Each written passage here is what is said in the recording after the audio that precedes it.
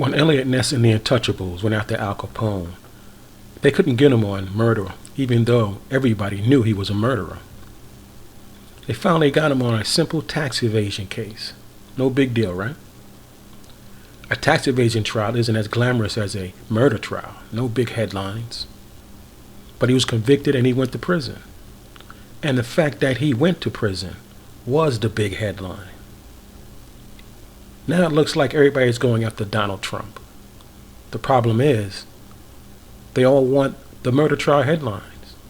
They all want the big splashy headline with their names in big bold print and a big press conference to explain to the public in front of all those cameras how they finally got their man. Putting that aside for the moment, there are plenty of little things Trump has done that he could be indicted for and maybe even serve some prison time.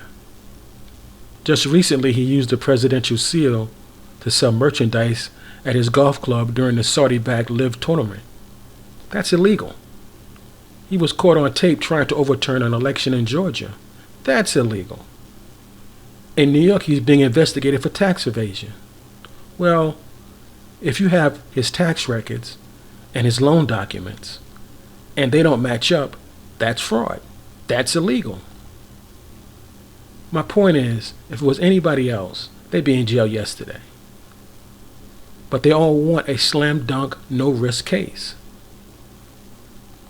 The powers that be will say, well, we can't just charge him like we would any ordinary person because he used to be the president and there are political considerations. So I guess that whole thing about no one is above the law is just something we say.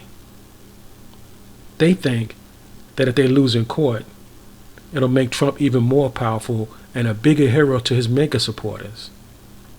Wake up, people. That's going to happen whether you convict him or not. Think about it. If he gets convicted, he can claim he's a political prisoner and all this was done because the Democrats and the rhinos fear him. If you don't convict him, he'll tell his supporters fake conviction, just like fake news, and I beat him again.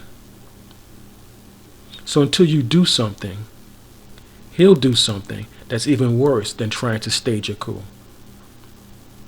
Let's face it, you're damned if you do and damned if you don't, which should make their decision to do something much easier.